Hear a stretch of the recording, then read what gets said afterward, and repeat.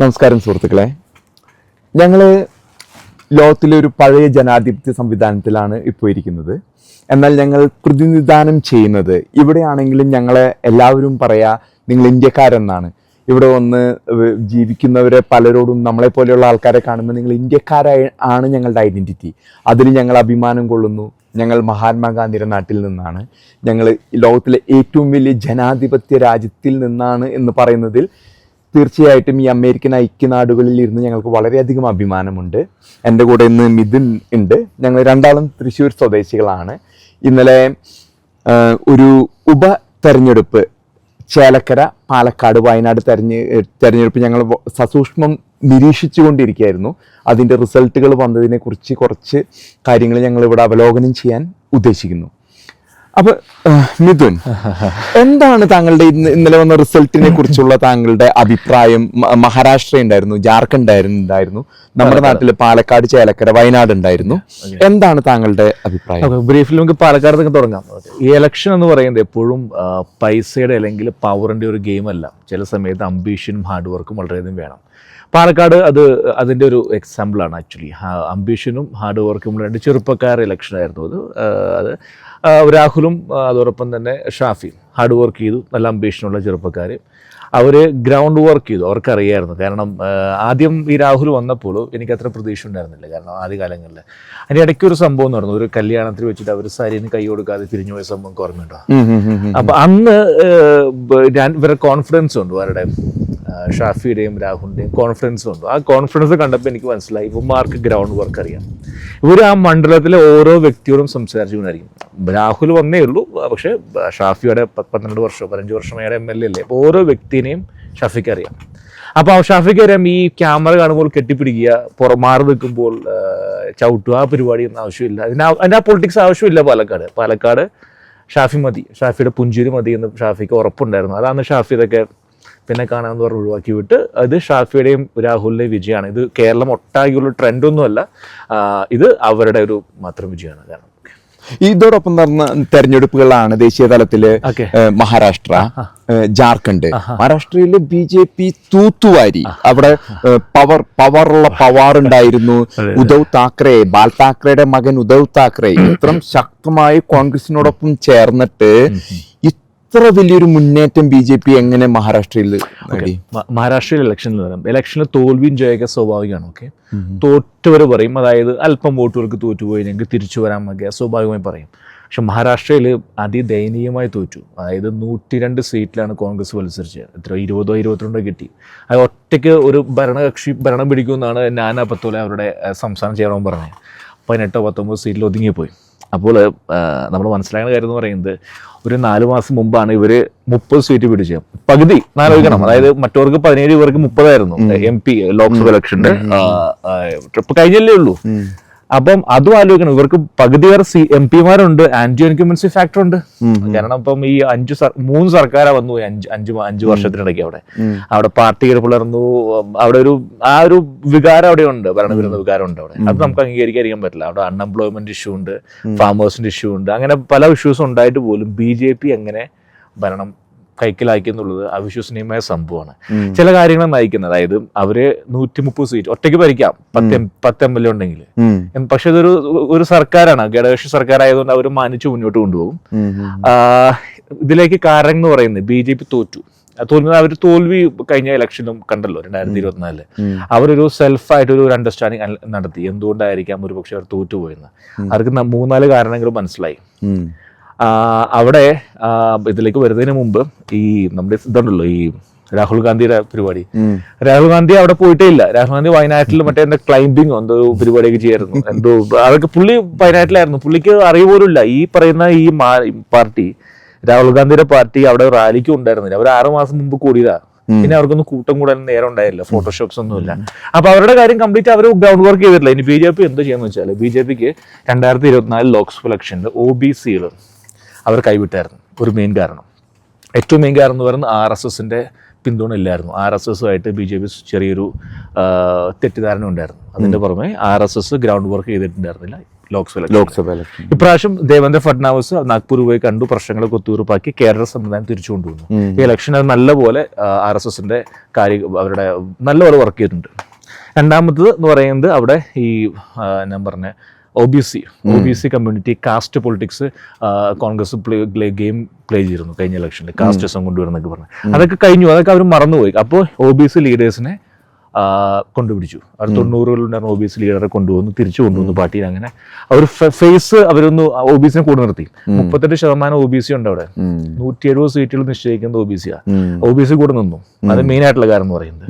പിന്നെ അവരുടെ ഇത് വെൽഫെയർ സ്കീം കൊണ്ടുവന്നു. അതായത് അവർക്ക് മനസ്സിലായി സ്ത്രീകൾ ടാർഗറ്റ് ചെയ്യണം. വെൽഫെയർ സ്കീം നിങ്ങൾ എതിർത്താലും എതിർത്തില്ലെങ്കിലും അതൊരു ഭാഗമാണ്. അവരെന്തോ രവാടി സ്കീം എന്തോ പറഞ്ഞിട്ട് സ്ത്രീകൾക്ക് 3000 രൂപ, പിന്നെ ബോണസ് ഓഫ് ദീപാവലി, അങ്ങനെ ഒരു പരിപാടികൾ കൊണ്ടുവന്നു. അത് ശരിക്കും വർക്ക്ഔട്ട് ചെയ്തു. പിന്നെ ഡെവലപ്മെന്റ് ഉണ്ട്, ഇല്ലാന്ന് പറയാൻ പറ്റില്ല. അവിടെ മെട്രോ ലൈൻ 14-15 മെട്രോ ലൈൻ ഒരേ സമയത്ത് വർക്ക് ചെയ്യുന്നു. ഹൈവേകളിലൊക്കെ ഡെവലപ്മെന്റ് ഒക്കെ ഉണ്ടായിരുന്നു. അതാണ് അവർക്ക് വർക്ക്ഔട്ട് ആയത്. അപ്പൊ താങ്കളുടെ അഭിപ്രായത്തിൽ കോൺഗ്രസിന് അവിടെ കേന്ദ്ര നേതൃത്വം അതിനുള്ള ഒരു ബാക്കപ്പ് കൊടുത്തില്ല എന്നാണ് താങ്കളുടെ ഒരു നിഗമനം? മഹാരാഷ്ട്രയില് രാഹുൽ ഗാന്ധിക്കോ മറ്റുള്ളവർക്കോ അവിടുന്ന് ഒരു ബാക്കപ്പ് കൊടുക്കാൻ സാധിച്ചില്ല മഹാരാഷ്ട്രൻ യൂണിറ്റിന്. രാഹുൽ ഗാന്ധി വയനാട്ടിലായിരുന്നല്ലോ. പുള്ളിക്ക് ഇലക്ഷൻ ഉള്ള കാര്യം പുള്ളി അറിഞ്ഞിട്ടില്ല. പുള്ളി അവിടെ ഒരു ആറ് റാലി എങ്ങനെയാണ് പുള്ളി അവിടെ നടത്തിയത്. ഈ പറയുന്ന മഹാരാഷ്ട്ര എന്ന് പറയുന്നത് ചിന്തിക്കണം, ഇവിടുത്തെ ഈ വെരി ക്രിട്ടിക്കൽ ആക്ഷൻ ആണ് ഈ മഹാരാഷ്ട്ര. അതായത് ഇവർ പറഞ്ഞിരുന്നത് Modi will resign after Haryana and Maharashtra എന്നാണ് ആര് പറഞ്ഞേ? രാഹുൽ ഗാന്ധി പറഞ്ഞു. ഇന്ന് പറഞ്ഞ രാഹുൽ ഗാന്ധി മഹാരാഷ്ട്രയിൽ പോയിട്ടേ ഇല്ല. പുള്ളി ആ സമയത്ത് പുള്ളി വേറെ പല കാര്യങ്ങളിലും പുറകിൽ അപ്പോൾ ഹാർഡ് വർക്ക് ചെയ്യാൻ പുള്ളി തയ്യാറല്ല. അപ്പൊ അതുകൊണ്ട് പിന്നെ ഈ പുള്ളിയുടെ ഒരു രീതി നമുക്കറിയാലോ. പുള്ളിക്ക് ഒരു പ്രത്യേക രീതിയാണ് പുള്ളിയുടെ ഓപ്പറേഷൻ. അതായത് ചില സമയത്ത് പുള്ളി ഇപ്പോഴും പറയുന്നത് സംവിധാൻ ഓർ ഹമാരാ ദേശ് കാ സംവിധാൻ ഖതരാ മേ ഹൈ.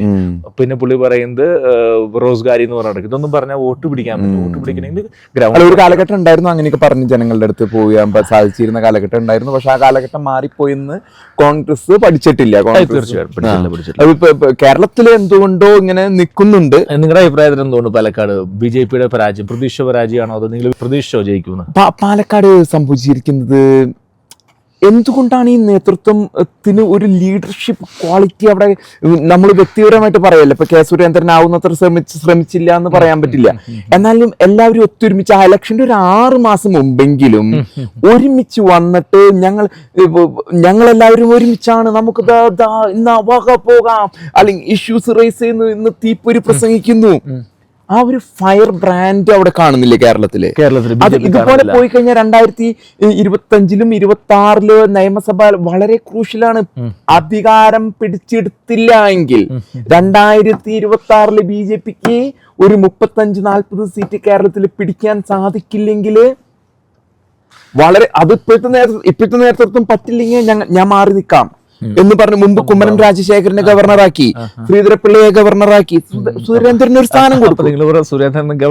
ഗവർണറോ എന്തെങ്കിലും ഒരു സ്ഥാനം കൊടുക്കൂ, മാറ്റി നിർത്തി അടുത്ത ആൾ കയറട്ടെ.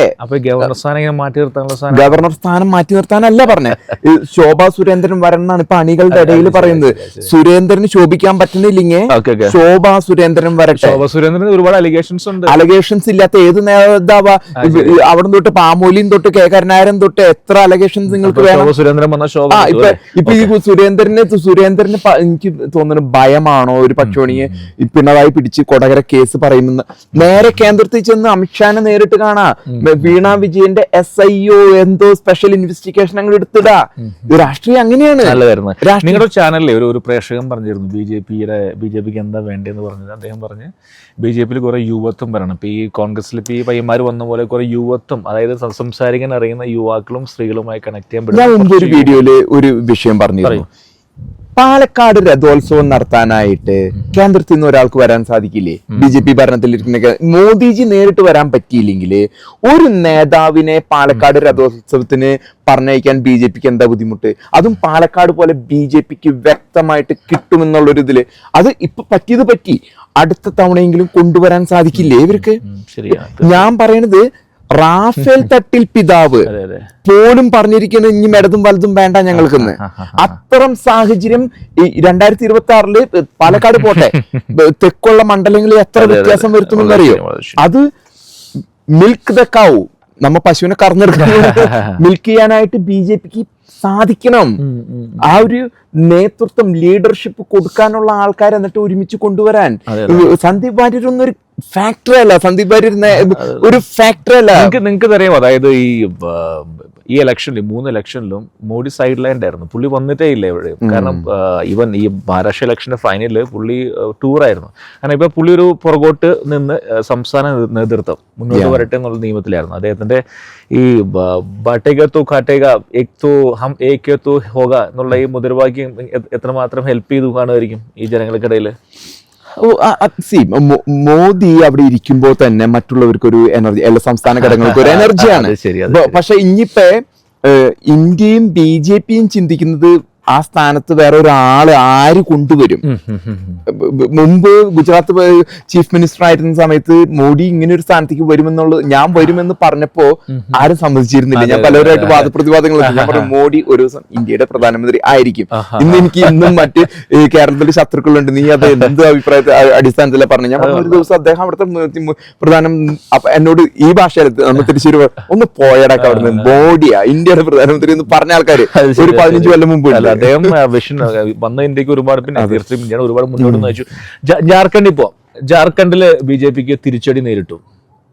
എന്തായിരിക്കും കാരണം? അവിടെ പലതരത്തിലുള്ള ഘടകങ്ങള്, ഈ പറഞ്ഞ താങ്കൾ നേരത്തെ സൂചിപ്പിച്ച കാസ്റ്റ് ഒരു വിഷയമായിരുന്നു. കാസ്റ്റ്, അവിടുത്തെ മതങ്ങളുമായിട്ട് ബന്ധപ്പെട്ട വിഷയങ്ങൾ ഒരു ഘടകമായിരുന്നു.